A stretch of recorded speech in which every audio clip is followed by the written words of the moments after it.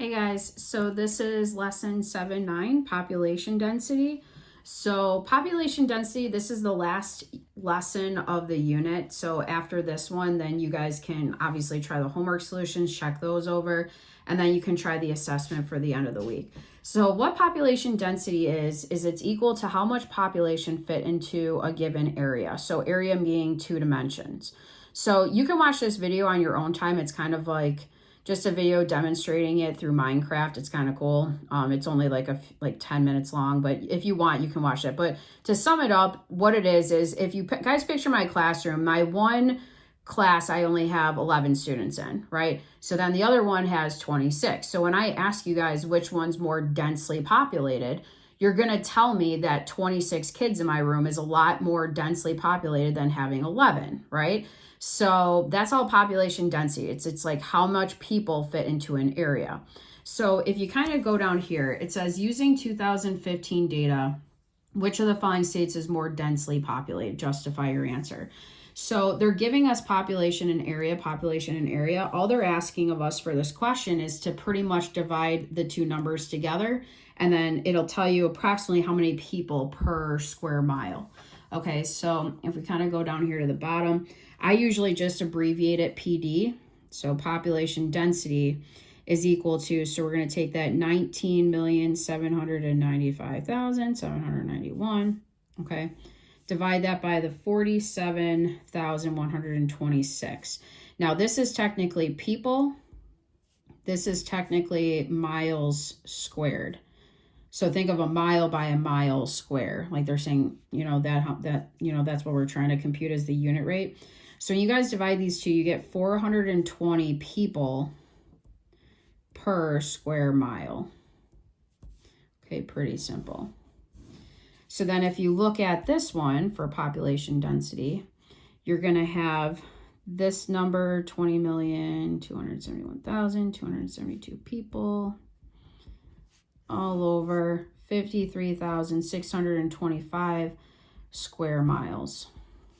So, and again, you can't have half a person, okay? So you just round up or down to the nearest whole person. So this one you would get 378 people per square mile. Okay, so you got to think which one has more people per every square mile on average, and the answer would be New York. So New York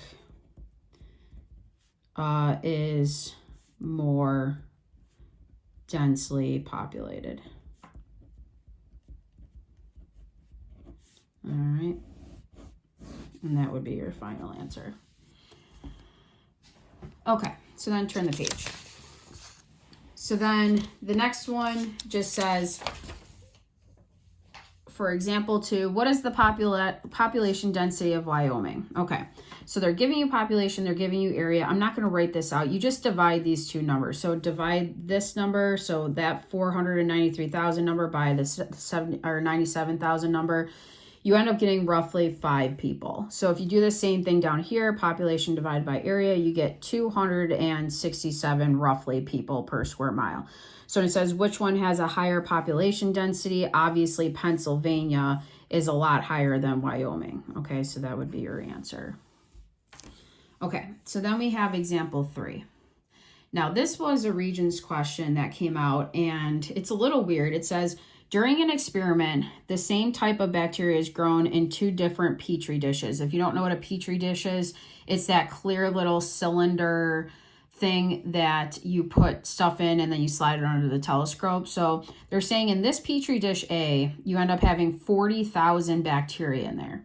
In Petri dish B, you have 72,000 bacteria. They want you to determine and say which Petri dish has the greater population density of bacteria at the end of the first hour. Okay, so in other words, we have to think of what population density is. It's how much of the population, in this case bacteria, fits in this area, so the area of this circle. So we're going to be computing 2 area formulas. So the first one we'll put up here. The area of a circle, going back to some of the earlier lessons, is just pi r squared. So if this whole thing is representing diameter, that means your radius is half of it. So your radius is 25.5. And then same thing for this, might as well get it out of the way. This is 37.5 would be half of 75. So back to Petri dish A, you would do pi times the 25.5 squared. And you end up getting 2042.820623, and this is in millimeters squared. Okay, so you're going to do the same thing over here for Petri dish B. So you have area is pi r squared. Pi times 37.5 squared gives you 4,417.864669 millimeters squared. So now that we've computed our actual areas and now we have our populations of bacteria, down here we're going to kind of compute what our population density would be. So starting with Petri dish A, so I'm just going to label this Petri A, Petri B. Okay. Population density, sorry guys, I'm trying to make it so you can see, is 40,000 bacteria all over the area that we found up there. So the area found up there was 2,042.820623 millimeters squared. Now, if you actually compute roughly to the nearest whole bacteria, you get roughly 20 bacteria per millimeter squared. Okay, because right, we're rounding to the nearest whole bacteria. So for Petri dish B, population density would equal, well, I think I forgot a zero up there. Okay, sorry. 72,000 bacteria all over that number we got up there, that 4,417.864669 millimeters squared. And this gave you approximately 16 bacteria per millimeter squared. So when it says which one has the greater population density of bacteria, your answer is Petri dish A. Okay, that would be your final answer. It's denser. Okay, so then if we turn the page, we have one last example. So for example 4, they gave us a table this time. Now, usually the tables are a little bit easier than this one. But this time they're giving you population density and population. Then they're saying based on the table above, which list has the state's areas in square miles in order from largest to smallest. So they want us to compute area. So I'm going to just make kind of like a little column here for area. Okay. And we'll put them right here. So the easiest way to approach this problem is to figure out, using our formula, what area represents in terms of population density and population. So if I go down here, so you know that population density is equal to population over area. So if I asked you guys to solve this for area, like pretend this is X, Y, Z, you could go like this and cross multiply. So you would have population density times area. All right, well, I guess go like that, is equal to population times 1, or population. And then now you just have to get area alone. So divide, since they're being multiplied, divide out population density.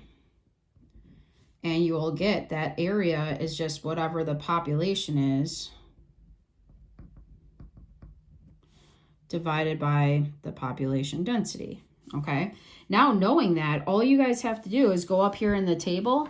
Okay, so knowing that's just population over population density, you go up to your table and then you're just going to take this population number and divide it by this one. So 18 million whatever divided into 350.6, and then we're just going to write the areas. So when you divide this by this and you kind of go down the list, this is what I ended up getting for my numbers. I got this one was 53,626.1. I got Illinois to be 55,519.8. And I think I just rounded these, by the way, to the nearest 10th. So then New York, I got 47,125.7. And then Pennsylvania was 44,742.4. So if you guys notice, the one that had the greatest population density was Illinois, okay? This is the only choice that even has that as the first from largest to smallest.